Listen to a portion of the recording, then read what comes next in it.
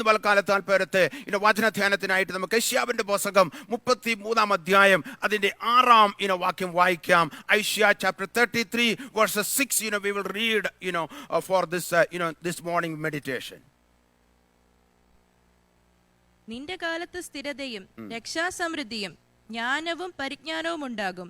യഹോവ ഭക്തി അവരുടെ നിക്ഷേപം ആയിരിക്കും. ഇവിടെ യെശയ്യാവ് പറയുകയാണ്, നിന്റെ കാലത്ത് സ്ഥിരതയും രക്ഷാസമൃദ്ധിയും ജ്ഞാനവും പരിജ്ഞാനവും ഉണ്ടാകും. എന്നാൽ അതിന് ഒടുവിലുള്ളതായ വാക്കുകളാണ് ഇന്ന് പോൽക്കാലം നിങ്ങളോട് സംസാരിക്കാനായിട്ട് ആഗ്രഹിക്കുന്നത്. യഹോവ ഭക്തി അവരുടെ നിക്ഷേപം ആയിരിക്കും. ഇന്ന് പൽക്കാലത്ത് എൻ്റെ മെസ്സേജിന് ഒരു ടൈറ്റിൽ കൊടുക്കുകയാണെങ്കിൽ യഹോവ ഭക്തി നമ്മുടെ നിക്ഷേപം ആയിരിക്കുമെന്ന് ഞാൻ ഹല്ലേലൂയ ഇന്ന് പോൽക്കാലം അതിൻ്റെ ടൈറ്റിൽ കൊടുക്കുകയാണ്. നമ്മൾ സദൃശ്യ വാക്യങ്ങൾ 1 അധ്യായം അതിൻ്റെ 7 നമ്മൾ വായിക്കുന്നു. പലപ്പോഴും നമ്മൾ മെമ്മറൈസ് ചെയ്തിരിക്കുന്നതായ നമുക്കെല്ലാവർക്കും അറിയാവുന്നതായ വാക്യമാണ്. യഹോവ ഭക്തി ജ്ഞാനത്തിന്റെ ആരംഭമാകുന്നു. അവയെ ആചരിക്കുന്നവർക്കെല്ലാം നല്ല ബുദ്ധി ഉണ്ട് എന്ന് ഹല്ലേലൂയ ശലോമോന് പറഞ്ഞിരിക്കുന്നു. എന്നാൽ നമ്മൾ 2 തീമോഥെയോസിന്റെ ലേഖനം 3 അധ്യായത്തിലേക്ക് കടന്നു വരുമ്പോൾ അതിന്റെ 5 വാക്യം ഒന്ന് വായിക്കാം. 2 തീമോഥെയോസിന്റെ ലേഖനം 3 അധ്യായം അതിന്റെ 5 വാക്യം വായിക്കാം. ഇവിടെ മൈക്കില്ലാത്തതുകൊണ്ട് ഭക്തിയുടെ വേഷം ധരിച്ച് അതിന്റെ ശക്തി ത്യജിക്കുന്നവരും ആയിരിക്കും. അങ്ങനെയുള്ളവരെ വിട്ടൊഴിയുക എന്ന് തീമോഥെയോസിന് പൗലോസ് നമുക്ക് കാണുവാനായിട്ട് സാധിക്കുന്നുണ്ട്. അതിന് മുമ്പിലുള്ളതായ വാക്യങ്ങൾ നമ്മൾ വായിച്ചു കഴിഞ്ഞു കഴിഞ്ഞാൽ അതിന്റെ ആരംഭത്തിൽ എഴുതിയിരിക്കുന്നതാണ്, അന്ത്യകാലത്ത് ദുർഘട സമയങ്ങൾ വരിക എന്നറിയുക. അന്ത്യകാലത്ത് പ്രകടമാകാൻ പോകുന്നതായ ലക്ഷണങ്ങളെ കുറിച്ച് പൗലോസ് ചൂണ്ടിക്കാണിക്കുകയാണ്. അന്ത്യകാല ലക്ഷണങ്ങൾ ഏതാണ്ട് 20 കൂട്ടം കാര്യങ്ങള് അപ്പോസ്തലനായ പൗലോസ് 5 വാക്യങ്ങളിലായിട്ട് രേഖപ്പെടുത്തിയിരിക്കുന്നത് നമുക്ക് കാണുവാൻ സാധിക്കുന്നുണ്ട്. എന്നാൽ അതിനകത്തുള്ളതായ ഒരു ലക്ഷണമാണ് എന്തുവാണ്? ഭക്തിയുടെ വേഷം ധരിച്ച് അതിന്റെ ശക്തി ത്യജിക്കുന്നവരും ആയിരിക്കും. അപ്പോൾ ഭക്തിയുടെ വേഷമുണ്ട്, ഭക്തിക്കൊരു ശക്തിയുണ്ട്. എത്ര പേർ വിശ്വസിക്കുന്നു ഭക്തിക്കൊരു ശക്തി ഉണ്ടെന്ന്? ഭക്തിയുടെ വേഷം കെട്ടുക എന്ന് പറഞ്ഞു കഴിഞ്ഞാൽ വെള്ള ഉടുപ്പ് വേണമെങ്കിൽ ഇടാം, മീശയൊക്കെ വടിച്ച് വളരെ ക്ലീൻ ഷേവൊക്കെ ചെയ്തതാണ് നമുക്ക് വേണേ കടന്ന് വരാം. അതൊക്കെ ചിലപ്പോൾ ഒരു ഭക്തിയുടെ വേഷം മാത്രമായിരിക്കും. എന്നാൽ ഞാനും നീയും ഭക്തിയോടെ നമ്മുടെ കർത്താവിനെ സേവിച്ചു കഴിഞ്ഞാൽ ആ ഭക്തിക്കകത്തൊരു ശക്തിയുണ്ട്. ഇന്ന് പൽക്കാലം എത്ര പേര് വിശ്വസിക്കുന്നു ഭക്തിക്ക് അകത്ത് ഒരു ശക്തിയുണ്ട്? Hallelujah hallelujah. നമ്മൾ ഈ ഭക്തി കെട്ടവരെ കുറിച്ച് നമ്മൾ വായിക്കുന്നത് യൂദയുടെ പുസ്തകം 16 വാക്യം മുതൽ ഒരു അധ്യായം മാത്രമേ ഉള്ളൂ. 16 മുതൽ 19 വരെയുള്ളതായ വാക്യങ്ങൾ വായിക്കുമ്പോൾ ഭക്തി കെട്ടവരെ കുറിച്ച് വളരെ വ്യക്തമായി യൂദ എഴുതിയിരിക്കുന്ന നമുക്ക് കാണുവാൻ സാധിക്കുന്നുണ്ട്. അതിന്റെ 16 മുതൽ 19 വരെയുള്ള വാക്യങ്ങൾ ആരെങ്കിലും വായിച്ചാണ്? അവർ പിറുപിറുപ്പുകാരും തങ്ങളുടെ ഗതിയെക്കുറിച്ച് ആവലാതി പറയുന്നവരുമായി സ്വന്തം മോഹങ്ങളെ അനുസരിച്ച് നടക്കുന്നു.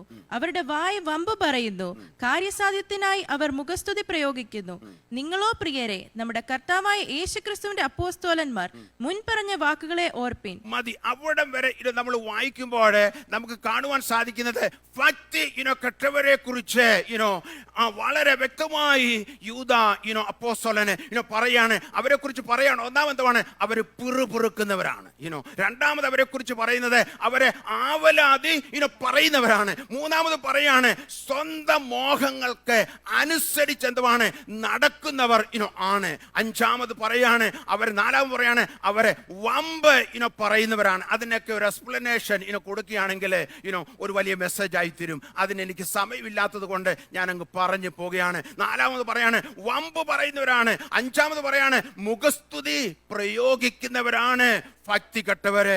അതുപോലെ തന്നെ ആറാമതവരെ കുറിച്ച് അവിടെ പറഞ്ഞിരിക്കുന്നത് അവർ പരിഹാസികളാണ് എന്നാണ് എഴുതിയിരിക്കുന്നത്. ഏഴാമത് പറയുന്നത് ഭിന്നത ഉണ്ടാക്കുന്നവരാണ് ഭക്തി കെട്ടവര്. എട്ടാമത് പറയുന്നവണ് അവർ പ്രാകൃതന്മാരാണ്. they are natural, hallelujah, natural man, അല്ലെങ്കിൽ നാച്ചുറൽ പീപ്പിൾ, പ്രാകൃതന്മാരാണ്.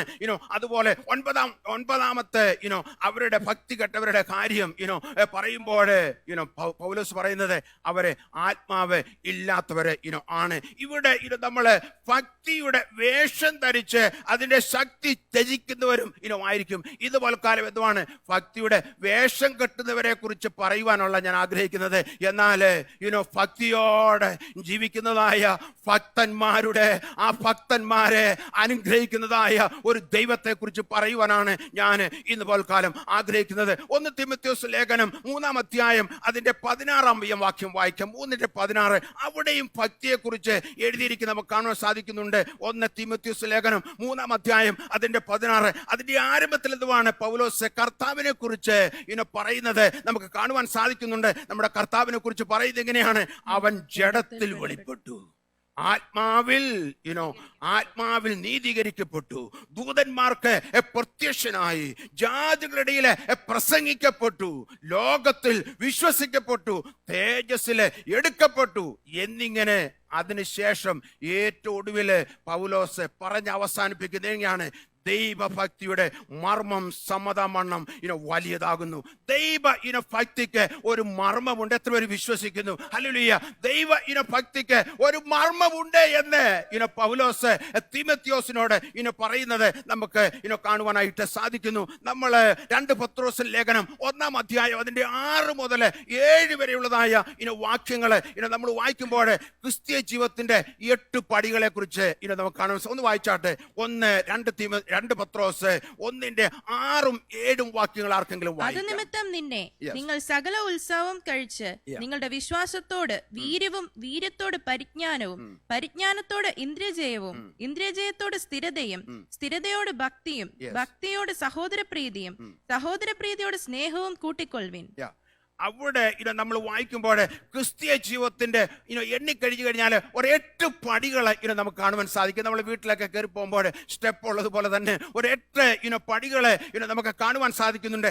അതിൻ്റെ അകത്തുള്ള 6-ാമത് നിൽക്കുന്നതായ ഒരു പടിയാണ് അവിടെ പത്രോസ് പറയുന്നതാണ് ഭക്തി. ഹല്ലേലൂയ, ഹല്ലേലൂയ, ഭക്തി എന്ന് അവിടെ എഴുതിയിരിക്കുന്ന നമുക്ക് കാണാൻ സാധിക്കുന്നുണ്ട്. ഭക്തിക്കകത്ത് ഒരു ശക്തി ഉണ്ട് എന്ന് ദൈവവചനം ഉടനീളം പഠിച്ചു കഴിഞ്ഞാൽ നമുക്ക് കാണുവാനായിട്ട് സാധിക്കുന്നുണ്ട്. 1 തീമോഥെയോസിന്റെ ലേഖനം 4-ാം അധ്യായം അതിന്റെ 8-ാം വാക്യം വായിക്കാം. 1 തീമോഥെയോസിലെ 4-ാം അധ്യായം അതിന്റെ 8-ാം വാക്യം. ശരീരാഭ്യാസം അല്പപ്രയോജനമുള്ളതത്രേ, ദൈവഭക്തിയോ ഇപ്പോഴത്തെ ജീവന്റെയും വരുവാനിരിക്കുന്നതിന്റെയും വാഗ്ദത്തമുള്ളതാകിയാൽ സകലത്തിനും പ്രയോജനകരമാകുന്നു. അപ്പോൾ ഇവിടെ പൗലോസ് പറയാണ്, തീമോഥെയോസിനോട് പറയാണ്, ഹല്ലേലൂയ, ശാരീരിക അഭ്യാസം എന്തുവാണ്? അല്പം പ്രയോജനമൊക്കെ എന്തുവാണ് നിനക്ക് ചെയ്യും. എന്നാൽ ഇവിടെ പറയാണ്, പക്ഷേ സകലത്തിനും പ്രയോജനമുള്ളതായ ഒന്ന് ഞാൻ നിനക്ക് കാണിച്ചു തരാം എൻ്റെ മകനെ, അത് ദൈവഭക്തിയാണ്. Hallelujah, hallelujah, hallelujah. ഇവിടെ വളരെ വ്യക്തമായി എഴുതിയിരിക്കുന്നത് നമുക്ക് കാണുവാനായിട്ട് സാധിക്കുന്നുണ്ട്. നമ്മൾ പുറപ്പാട് പുസ്തകം 18-ാം അധ്യായത്തിലേക്ക് വരുമ്പോൾ നമുക്ക് അവിടെ നമുക്ക് കാണുവാൻ സാധിക്കുന്നത് ഇത്രോവ്, സിപ്പോറ എന്ന് പറയുന്ന മോശയുടെ ഭാര്യയും 2 മക്കളെയും കൂടെ കൂട്ടിക്കൊണ്ട് മോശെ സന്ദർശിക്കുവാൻ വരുന്നതായ ഹല്ലേലൂയ ഇത്രോവിനെ നമുക്ക് അവിടെ കാണുവാൻ സാധിക്കുന്നുണ്ട്. 18-ാം അധ്യായം എടുക്കാം. അതിന്റെ 20-ഉം 21 വാക്യങ്ങൾ വായിക്കുമ്പോൾ അവിടെ ഇത്രോ ഒരു കാര്യം ഹല്ലേലൂയ മോശയോട് പറയുന്നത് നമുക്ക് കാണുവാൻ സാധിക്കുന്നുണ്ട്. 21-ാം വാക്യം വായിക്കാം. അതല്ലാതെ ദൈവഭക്തന്മാരും സത്യവാന്മാരും ദുരാദായം വെറുക്കുന്നവരുമായ പ്രാപ്തിയുള്ള പുരുഷന്മാരെ സകല ജനത്തിൽ നിന്നും തിരഞ്ഞെടുത്ത് അവരെ 1000 പേർക്ക് അധിപന്മാരായും 100 പേർക്ക് അധിപന്മാരായും 50 പേർക്ക് അധിപന്മാരായും 10 പേർക്ക് അധിപന്മാരായും നിയമിക്കുക. അവിടെ നമുക്ക് കാണുവാൻ സാധിക്കുന്നത് മോശ തന്റെ ഭാര്യ സിപ്പോറയും കുഞ്ഞുങ്ങളെ എന്തുവാണ് ഇത്രോവിന്റെ വീട്ടില് ആക്കിയിട്ടാണ് താന് മിസ്രൈമിലേക്ക് പോയത്. ദൈവമക്കളെ അവിടെ നിന്ന് വിടുവിക്കുവാൻ വേണ്ടി അവരെ വിടുവിച്ച് ചെങ്കടലൊക്കെ കടന്ന് ഇക്കരെ കയറി വലിയ സാക്ഷ്യം, വലിയ അത്ഭുതങ്ങളൊക്കെ നടക്കുന്നു. അപ്പോൾ ആ വിവരങ്ങളെല്ലാം എന്തുവാണ് ഇത്രോവിന് ലഭിക്കുന്നുണ്ടായിരുന്നു. എന്നാൽ ആ വലിയ അത്ഭുതങ്ങളൊക്കെ കഴിഞ്ഞതിന് ശേഷം ഇപ്പോൾ ഇത്രോ വിചാരിച്ചു, ഹല്ലേലൂയ, അതാ അവന്റെ ഭാര്യയും എൻ്റെ മകളെയും കുഞ്ഞുങ്ങളെയും കൂട്ടിക്കൊണ്ട് മോശയെടുത്ത് കടന്നു പോകാമെന്നും പറഞ്ഞ് മോശയെടുത്തേക്ക് കടന്നു വരുന്നതായ ഒരധ്യായമാണ് അവിടെ കാണുവാൻ സാധിക്കുന്നത്. മോശയുടെ അടുത്തേക്ക് കടന്നു വന്നു കഴിഞ്ഞപ്പോൾ അദ്ദേഹത്തെ അമ്മായിപ്പനായ യിത്രോയിനെ അവിടെ സ്വീകരിക്കുന്ന നമുക്ക് കാണാൻ സാധിക്കുന്നുണ്ട്. വലിയ സെലിബ്രേഷനാണ് ആ ഭവനത്തിൽ നടക്കുന്നത്. ഹോമയാഗങ്ങളെ അർപ്പിക്കുന്നു. അതുപോലെ ആ വൈകിട്ടത്തെ ഡിന്നറിലെ അഹരോനെ മറ്റുള്ളവരൊക്കെ കടന്നു വന്ന് സംബന്ധിക്കുന്നതൊക്കെ നമുക്ക് അവിടെ കാണുവാൻ സാധിക്കുന്നുണ്ട്. എന്നാൽ അവിടെ കടന്നു വന്നു കഴിഞ്ഞപ്പോൾ ഇവിടെ ഇത്രോ അമ്മായിപ്പന് ഒരു കാഴ്ച കാണുകയാണ്. ആ കാഴ്ച എന്തുവാണ്? ഹല്ലേലൂയ. അതിന്റെ 13 വാക്യങ്ങൾ മുതൽ വായിക്കുമ്പോൾ നമുക്ക് മനസ്സിലാകുകയുള്ളൂ. 13 വാക്യം മുതൽ വായിക്കാം. പിറ്റേന്നാൾ മോശ ജനത്തിന് ന്യായം വിധിപ്പാൻ ഇരുന്നു. ജനം രാവിലെ തുടങ്ങി വൈകുന്നേരം വരെ മോശയുടെ ചുറ്റും നിന്നു. അവൻ ജനത്തിന് വേണ്ടി ചെയ്യുന്നതൊക്കെയും മോശയുടെ അമ്മായിപ്പൻ കണ്ടപ്പോൾ, നീ ജനത്തിന് വേണ്ടി ചെയ്യുന്ന ഈ കാര്യം എന്ത്? നീ ഏകനായി വിസ്തരിപ്പാൻ ഇരിക്കുകയും ജനമൊക്കെയും രാവിലെ തുടങ്ങി വൈകുന്നേരം വരെ നിന്റെ ചുറ്റും നിൽക്കുകയും ചെയ്യുന്നത് എന്ത് എന്ന് അവൻ ചോദിച്ചു. മോശ തന്റെ അമ്മായപ്പനോട്, ദൈവത്തോട് ചോദിപ്പാൻ ജനം എന്റെ അടുക്കൽ വരുന്നു. അവർക്കൊരു കാര്യമുണ്ടാകുമ്പോൾ അവർ എന്റെ അടുക്കൽ വരും. അവർക്ക് തമ്മിലുള്ള കാര്യം ഞാൻ കേട്ട് വിധിക്കുകയും ദൈവത്തിന്റെ കൽപ്പനകളും പ്രമാണങ്ങളും അവരെ അറിയിക്കുകയും ചെയ്യും എന്ന് പറഞ്ഞു. മതി. അവിടെ വരെ വായിക്കുമ്പോൾ നമുക്ക് മനസ്സിലാക്കുവാൻ സാധിക്കുന്നത് ഇത്ര ഒരു കാഴ്ച കാണുകയാണ്. മോശ രാവിലെ മുതൽ ഹല്ലേലൂയ അവിടെ ഇരുന്ന് ഇസ്രായേൽ മക്കള് ദൈവ മക്കള് പല പ്രശ്നങ്ങളുമായിട്ട് മോശ അടുത്ത് കടന്നു വരും. ഒരു ന്യായാധിപനെ പോലെ, ഹല്ലേലൂയ, ഒരു വക്കീലിനെ പോലെ അവിടെ മോശ ഇരുന്ന് എവിടെ കാര്യങ്ങളൊക്കെ ഹല്ലേലൂയ കേൾക്കുക, കാര്യങ്ങൾക്കൊക്കെ പരിഹാരം കണ്ടെത്തുക, അവരെ ഉപദേശിക്കുക, പല കാര്യങ്ങൾ നടക്കുന്നുണ്ട്. എന്നാൽ രാവിലെ മുതൽ വൈകുന്നേരം വരെ മോശ ഇങ്ങനെ കുത്തിയിരുന്ന് ഓരോ കാര്യങ്ങൾ ഇവർക്ക് വേണ്ടി ചെയ്യുന്നത് കണ്ടപ്പോൾ ഇത്രോന് മനസ്സിലായി, ഇങ്ങനെ പോയാൽ ശരിയാകയില്ല എന്ന് മനസ്സിലായിക്കൊണ്ട് ഹല്ലേലൂയ, നീ ഇപ്പോഴ് ഇങ്ങനെ ഒറ്റയ്ക്ക് ഇത് ചെയ്യാതെ ചിലരെയൊക്കെ നീ തെരഞ്ഞെടുക്കണം. ചില അധിപതിമാരെ ചില ലീഡേഴ്സിനെ ക്വാളിഫൈഡ് ആയിട്ടുള്ളതായ ചില ലീഡേഴ്സിനെ നീ തെരഞ്ഞെടുക്കണം. അതിലെ 1000 പേർക്ക് അധിപതിയായിട്ട്, 100 പേർക്ക് അധിപതിയായിട്ട്, 50 പേർക്ക് അധിപതിയായിട്ട്, അതുപോലെ 10 പേർക്ക് അധിപതിയായിട്ട്, ഇങ്ങനെ നീ തെരഞ്ഞെടുത്ത് നിന്റെ ചുമതലകൾ മറ്റുള്ളവരെ ഏൽപ്പിക്കണം. എന്നിട്ട് അവർക്ക് പ്രയാസമുള്ളതായ കാര്യങ്ങൾ നിന്റെ അടുത്തേക്ക് കടന്നു വരും. അപ്പോൾ നീ ആ പ്രശ്നങ്ങൾ മാത്രം കൈകാര്യം ചെയ്യണമെന്നുള്ളതായ ഒരു വലിയ ഉപദേശം അവിടെ നമുക്ക് ഇത്രോ തൻ്റെ മരുമകനായ മോശയ്ക്ക് കൊടുക്കുന്ന നമുക്ക് കാണാൻ സാധിക്കുന്നുണ്ട്. എന്നാൽ അവിടെ ഈ എങ്ങനെയുള്ളവരെ തെരഞ്ഞെടുക്കണം, അങ്ങനെ അധിപതിയാക്കുവാനായിട്ട് നീ താല്പര്യപ്പെട്ട് ചിലരെ സെലക്ട് ചെയ്യുമ്പോൾ അവർക്ക് ഉണ്ടായിരിക്കേണ്ടതായ ക്വാളിഫിക്കേഷനാണ് നമ്മൾ വായിച്ചു കേട്ടത്. 21 വാക്യം. ഈ ദൈവഭക്തന്മാരും സത്യവാന്മാരും ദുരാദായം വെറുക്കുന്നവരുമായ പ്രാപ്തിയുള്ള പുരുഷന്മാരെ സകല ജനത്തിൽ നിന്ന് തെരഞ്ഞെടുത്ത് അവരെ 1000 പേർക്ക് അധിപതിയായും, അതുപോലെ 100 പേർക്ക് അധിപതിയായും, 50 പേർക്ക് അധിപതിമാരായും, 10 പേർക്ക് അധിപന്മാരായും നിയമിക്കുക എന്ന് പറഞ്ഞു. അപ്പോൾ അവിടെ ലീഡർഷിപ്പിന്റെ ഒരു ക്വാളിറ്റി ഹല്ലേലൂയ, ഇത്രോ മോശയോട് പറയുന്നത് ദൈവഭക്തന്മാരായിരിക്കണം. ഹല്ലേലൂയ. ഈ ദിവസങ്ങൾ പ്രിയമുള്ളവരെ, നമ്മൾ സഭയോർത്ത് പ്രാർത്ഥിക്കുമ്പോൾ, പ്രസ്ഥാനങ്ങളെ ഓർത്ത് പ്രാർത്ഥിക്കുമ്പോൾ, നമ്മുടെ ഇന്ത്യ ഓർത്ത് പ്രാർത്ഥിക്കുമ്പോൾ, ഹല്ലേലൂയ, ലീഡർഷിപ്പ് നിരയിലേക്ക് ദൈവം ഭക്തന്മാരെ എഴുന്നേൽപ്പിക്കുവാൻ ദൈവജനം പ്രാർത്ഥിക്കണം. ഹല്ലേലൂയ. ഇവിടെ ഹല്ലേലൂയ ഇത്ര പറയാണ്, ഹല്ലേലൂയ, നീ തെരഞ്ഞെടുക്കുന്ന ആളുകളുടെ ഒരു ക്വാളിഫിക്കേഷന് എന്തെന്ന് ചോദിച്ചു കഴിഞ്ഞാൽ അവർ ദൈവഭക്തന്മാരായിരിക്കണം. ഹല്ലേലൂയ. ദൈവഭക്തി ഉള്ളതായ ഹല്ലേലൂയ ലീഡേഴ്സ് നേതൃത്വത്തിൽ വരികയാണെങ്കിൽ ആ പ്രസ്ഥാനം അനുഗ്രഹിക്കപ്പെടുക തന്നെ ചെയ്യും. ഈ ദിവസങ്ങളിൽ ദൈവഭക്തന്മാരെ ലീഡർഷിപ്പിലേക്ക് കൊണ്ടുവരുവാനായിട്ട് ദൈവമക്കളെ കണ്ണുനീരോടെ പ്രാർത്ഥിക്കുന്നുവെങ്കിൽ ഹല്ലേലൂയ കർത്താവ് കൊണ്ടുവരാൻ എത്ര പേര് വിശ്വസിക്കുന്നു? അതെ, നമ്മുടെ ഭാരതത്തില് നടക്കട്ടെ പ്രിയമുള്ളവരെ. ഹല്ലേലൂയ. ഇവിടെ നമ്മൾ വീണ്ടും താഴോട്ട് വായിച്ച് വരുമ്പോൾ നമുക്ക് കാണുവാൻ സാധിക്കുന്നത് സങ്കീർത്തനം 25:12 ഒന്ന് വായിക്കാം. 25:12. തന്റെ ഭക്തനായ പുരുഷൻ ആർ? അവൻ തിരഞ്ഞെടുക്കേണ്ടുന്ന വഴി താൻ അവന് കാണിച്ചു കൊടുക്കും. അപ്പോൾ അവന് തന്റെ ഭക്തന്മാർക്ക് അവന് വഴി കാണിച്ചു കൊടുക്കുമെന്ന് അവിടെ നമുക്ക് കാണുവാനായിട്ട് സാധിക്കുന്നുണ്ട്. പ്രിയമുള്ളവരെ, നമ്മൾ വീണ്ടും നെഹമ്യാവിന്റെ പുസ്തകം 7-ാം അധ്യായം നമ്മൾ വായിക്കുമ്പോൾ ഇത്രോ മോശയോട് പറഞ്ഞതുപോലെ തന്നെ അവിടെ നെഹമ്യാവും ചെയ്ത് നമുക്ക് കാണുവാൻ സാധിക്കുന്നുണ്ട്. ഒരു ലീഡർഷിപ്പ് ആളിനെ തെരഞ്ഞെടുക്കുന്നത് ഈ നെഹമ്യാവ് എങ്ങനെയാണ് ചെയ്തത്? ഈ നെഹമ്യാവിന്റെ പുസ്തകം 7-ാം അധ്യായം അതിന്റെ 2-ാം വാക്യം വായിക്കാം. ഞാൻ എന്റെ സഹോദരനായ ഹനാനിയെയും കോട്ടയുടെ അധിപനായ ഹനന്യാവെയും യെരൂശലേമിന് അധിപതികളാക്കി നിയമിച്ചു. ഇവൻ പലരെക്കാളും വിശ്വസ്തനും ദൈവഭക്തനുമായിരുന്നു. അപ്പോഴേ ഈ തെരഞ്ഞെടുത്തതായ വ്യക്തികളെ കുറിച്ച് നെഹമ്യാവ് പറയാണ്, ഇവൻ എന്തുവാണ്? പലരെക്കാളും എന്തുവാണ്? വിശ്വസ്തരും ദൈവ ഭക്തനും ആയിരുന്നു. അപ്പോൾ ദൈവ ഭക്തിയുള്ളവരെ തെരഞ്ഞെടുക്കുന്നത് നമുക്ക് വേദപുസ്തകത്തില് കാണുവാനായിട്ട് സാധിക്കുന്നുണ്ട്. ദൈവ ഭക്തനായ ദാവീദിനെ ദൈവം എന്താണ് ഉയർത്തിയതായിട്ട് നമുക്ക് കാണുവാൻ സാധിക്കുന്നു. ദൈവഭക്തന്മാരെ ഉയർത്തുന്ന വിശ്വസിക്കുക എത്ര പേരുണ്ട് ഇവിടെ? ഹല്ലേലൂയ. ദൈവ ഭക്തന്മാരെ ഉയർത്തുന്നതായ ഒരു കർത്താവാണ് നമ്മുടെ കർത്താവ്.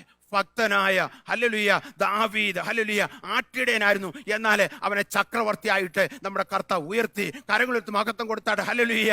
ദൈവഭക്തനായ ദാവീദിനെ ഉയർത്തിയെങ്കിൽ എന്നെയും നിന്നെയും എന്തുവാണ് ദൈവത്തിന് ഉയർത്തുവാനായിട്ട് സാധിക്കും. ദൈവഭക്തനായ ദാനിയേലിനെ എന്തുവാണ് ഹല്ലേലൂയ അവിടെ വളരെ ശക്തമായി എന്തുവാണ് ദൈവം ഉപയോഗിക്കുകയും ഉയർത്തുകയും ചെയ്തത് നമുക്ക് കാണുവാനായിട്ട് സാധിക്കുന്നുണ്ട്. ദൈവഭക്തനായ ജോസഫിനെ ദൈവം ഉയർത്തിയതായിട്ട് എന്തുവാണ് ചരിത്രം എന്തുവാണ് പഠിക്കുവാനായിട്ട് നമുക്ക് സാധിക്കുന്നു. അപ്പോൾ നമ്മൾ ദൈവഭക്തി എന്തുവാണ് ഈ ദിവസം മുറുകെ പിടിച്ചുകൊള്ളണം.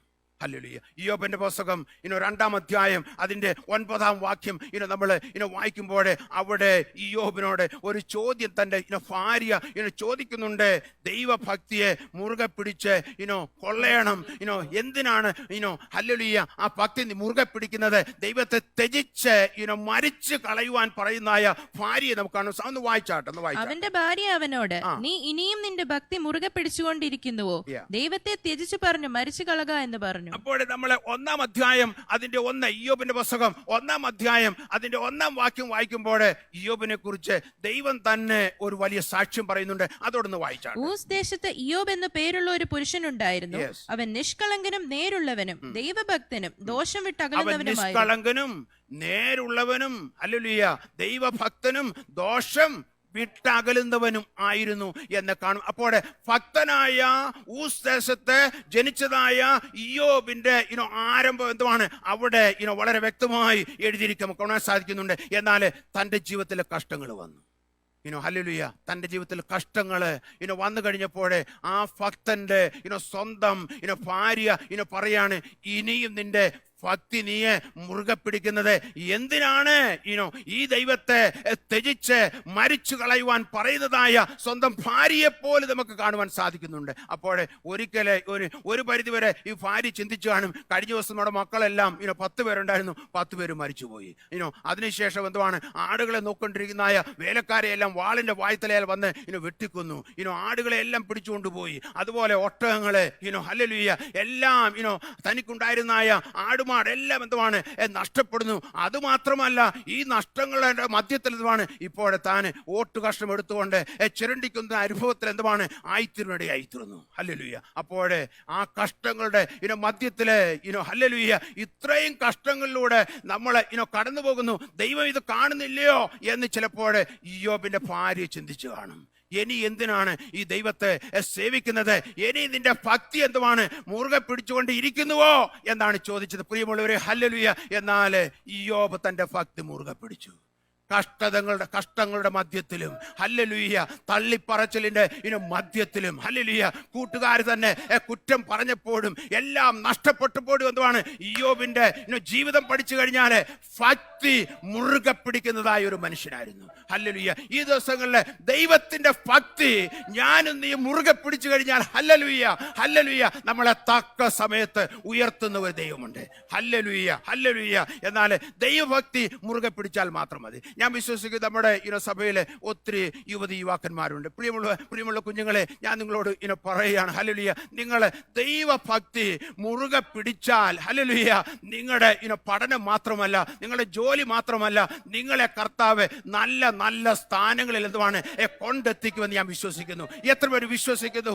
മറ്റൊന്നും ചെയ്തില്ലെങ്കിൽ തന്നെയും നിങ്ങളായിരിക്കുന്ന സ്ഥാനങ്ങളിലെ ദൈവഭക്തി മുറുകെ പിടിച്ചുകൊണ്ട് ഹല്ലേലൂയ നിങ്ങൾ മുന്നോട്ട് പോയാൽ നിങ്ങളെ ഉയർത്തുന്ന ഒരു ദൈവമുണ്ട്. ഹല്ലേലൂയ. ദൈവഭക്തി നമ്മളെ എന്താണ് പ്രൊമോട്ട് ചെയ്യും. നമുക്ക് പ്രൊമോഷൻ തരുന്ന ഒന്നാണ് എന്തുവാണ് ദൈവഭക്തി എന്ന് പറയുന്നത്. അത് ദാനിയേലിന്റെ ജീവിതം പഠിക്കപ്പെടുന്നതാണ്. ദൈവം അവനെ ഉയർത്തിയെന്ന് കാണുവാൻ സാധിക്കുന്നുണ്ട്. ഹല്ലേലൂയ. അപ്പോൾ ദൈവഭക്തി എന്തുവാണ് നമ്മൾ മുറുകെ പിടിച്ച് കൊള്ളയണം. ഹല്ലേലൂയ. നമ്മൾ വീണ്ടും താഴോട്ട്